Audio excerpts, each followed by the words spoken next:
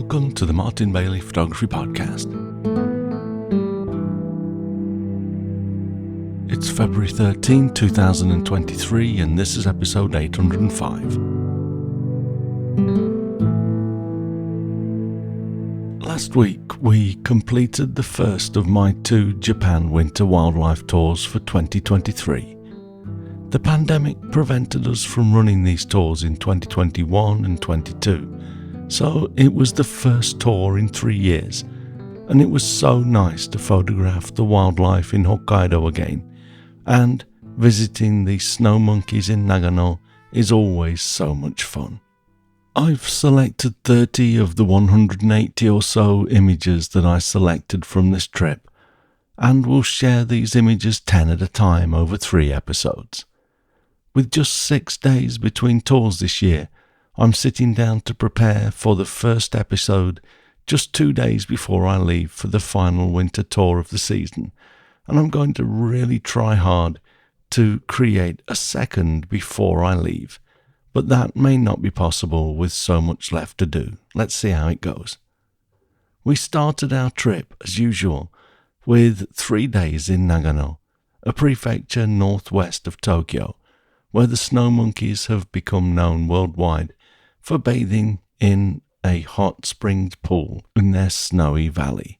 Despite having had lots of snow along the Japan Sea coast of Japan for the last few months, it turns out that there had been no snow at the snow monkeys until just a few days before we arrived.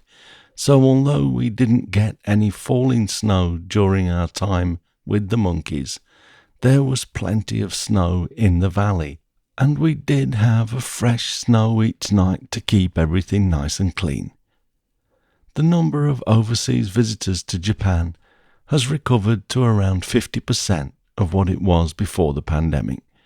Still, the number of people visiting the Snow Monkeys Park was probably back to previous levels. I had been concerned that we had to time our visit on a weekend, but the hotel staff assured me that the day of the week didn't matter. There were crowds at the Snow Monkeys regardless, and having visited on a Saturday, Sunday and Monday on this tour, I can confirm that Monday was no different from the weekend days that we visited. So, in our usual manner, we worked around the crowds, some of which would spend just 5 minutes with the monkeys, get a handful of iPhone photos, then leave. That seems crazy to me, but the opposite is probably just as true. Visiting 3 times for a total of 2 full days probably seems just as crazy to the casual tourist. Outside of helping my group with their photography, I spent a lot of time watching the monkeys in the snow and waiting for a percentage of them to walk through the channel they'd made to get down the hill to the pool area. This image is my favourite shot of this, with the sun not shining directly into the valley at this time of year. We do have to pump up the ISO a fair bit to get a good exposure, but that's fine. As I teach my group, as long as you keep increasing the ISO to the point that your histogram data is far to the right as possible, you don't have to worry about grain until your ISO gets really high. On the R5, I'm routinely going to around 6,400 without worrying about it, and I rarely have to deal with grain. I shot this image at ISO 2000 with a shutter speed of 1,000th of a second and an aperture of f11. I'm happy to report that the Canon EOS R5 has turned out to be just as impressive a camera for this type of photography as it is for everything else. The high frame rate is nice to have after shooting with the sluggish 5DSR before moving to mirrorless, and needless to say, the R5 is worlds ahead of the EOS R, which worked but has turned out to be every bit the stepping stone camera I expected it to be. The one thing that I am still not 100% sure about after 12 days of shooting on this tour is whether or not the viewfinder is better weatherproofed than the EOS R, which fogged up and became almost entirely unusable in heavy snow. We shot in the snow to a degree, but not heavy snow on this trip, so I won't know if that problem has gone away until I work in some heavier, harsher conditions. In addition to waiting for monkeys coming through the channel in the snow, I watched for exciting interactions such as this display of aggression from one angry monkey and the indifference of the monkey that was the target of the aggression. With most of these photos, because I'm exposing the snow so that it doesn't get overexposed and retains its texture, it's generally necessary to increase the exposure of the monkeys a little using the shadows slider.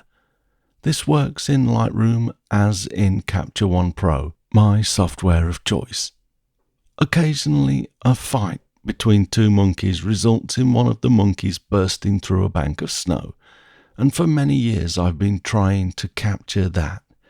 Unfortunately, it generally happens so fast and without warning that I've failed to get my camera to my eye and focus in time to get the shot. I would love to get this with the monkeys bursting through the snow straight towards the camera, but on this visit I did get a monkey that was chased as it jumped through the fresh snow, although it was not coming straight towards me, as you can see in this next photograph. Another tip on photographing the snow monkeys is that the light is often very blue because it's reflected light, and snow generally makes the light blue anyway. I have always used the picker under the white balance tool in Capture One Pro and selected the white snow, which then sets a custom white balance to make the snow white, and the monkeys a lovely warm tone, as you can see in my photos.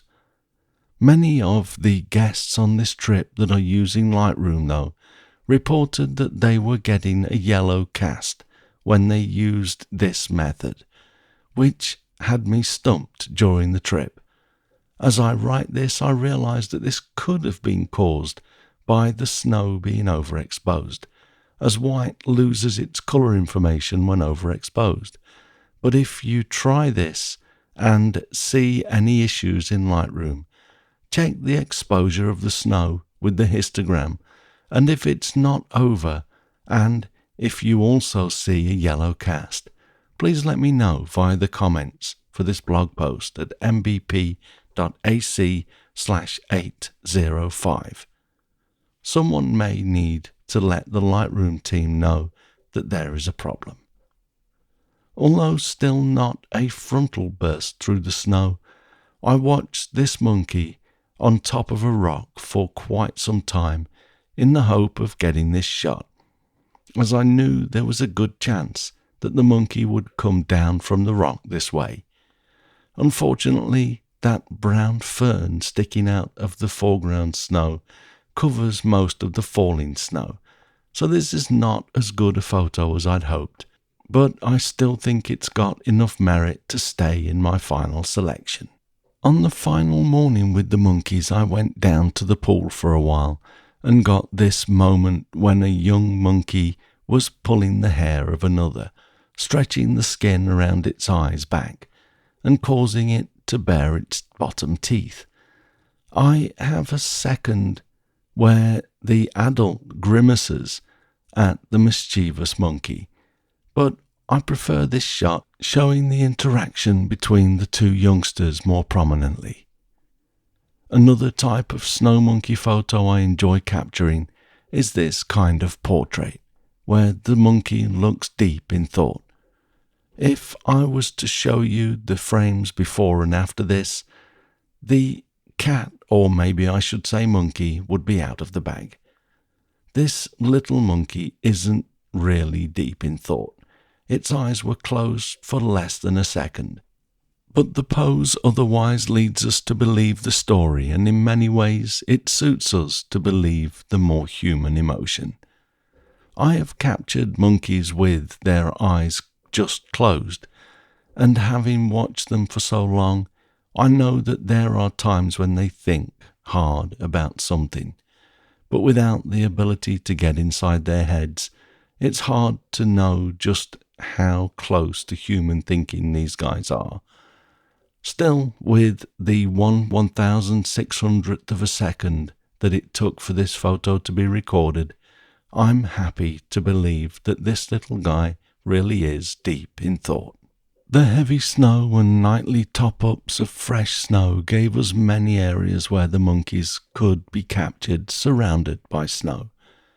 One such place was on their route back up into the mountains from the pool and river, where the monkeys are fed grain to help them get through the winter and conveniently get them to come down into the park to be photographed. On cold, clear days, as it was on our final morning, the monkeys come down to feed and then retreat to the mountains quite quickly, because it's warmer in the sun that only reaches the higher levels of the valley walls. My shutter speed for this was 1,000th of a second, and the ISO 1600 with an aperture of f10. These are pretty much my standard settings, although I sometimes get to 1/2000th of a second with a higher ISO to freeze the motion if I anticipate something a little more dynamic, like the snowburst that has continued to evade me over the years.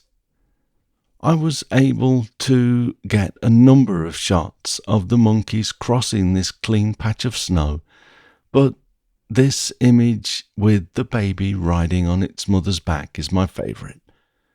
The mother is obviously not long out of the bath, with her fur still a little wet, although it does dry astonishingly fast once they get out of the water.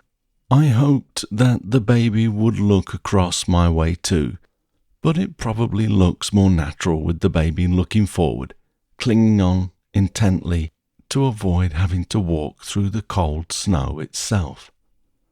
Sometimes, though, the tiny babies do find themselves having to walk through the cold snow, and I managed to tell a bit of a story around that in this next image, of a baby from behind with the soles of its cold little feet showing. I shot this at 500mm, so I was already going to be a little bit wide, but I positioned the baby in the bottom left third so that the hill it had to climb was visible, depicting what we could conceive as the start of a journey. That was one of the last shots I took in the monkey park as we set off shortly after this to get lunch, then drive back to Tokyo for one more night at the hotel before heading to Hokkaido the following morning.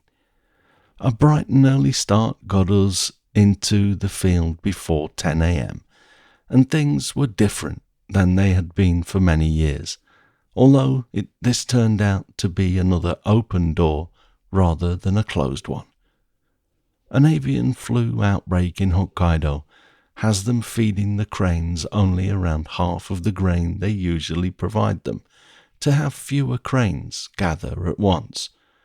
As I'd expected, this didn't work, as hungry birds will go where the food is being thrown out and fight harder to be the ones that get what food is there.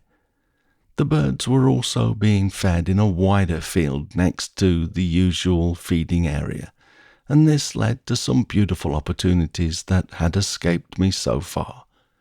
The main benefit, helped by it being slightly colder than usual, was that it gave us a better angle on the birds so that the sun was behind some of them, resulting in their breath being much more visible when they called.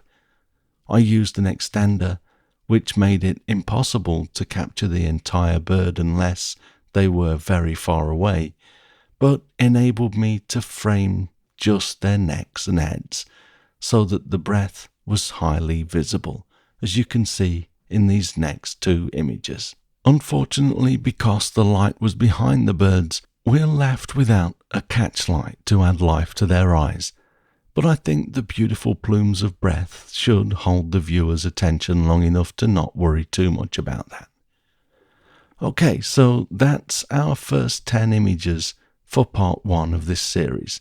As I mentioned, I will try to create part 2 before I leave in 2 days for release next week. The 2024 Japan winter tours are filling fast, probably because the Japanese government is talking about removing the regulations requiring people to wear masks from March this year. That has been a sticking point for many overseas visitors. You can visit our tours and workshop page to check out the vacancies and details on the tours page, which is linked at the top of all pages on martinbaileyphotography.com. The short link is mbp.ac/tours. Thanks very much for listening today. If you enjoy this podcast, please consider supporting us on Patreon, which comes with various tiers of benefits depending on your contribution. For details, check out our Patreon page at mbp.ac/Patreon. You can find me on Instagram, Facebook, Twitter and LinkedIn, and links to everything that I'm up to are at martinbaileyphotography.com, so do drop by and take a look. I'll be back next week, hopefully with another episode. But in the meantime, you take care and have a great week, whatever you're doing. Bye bye.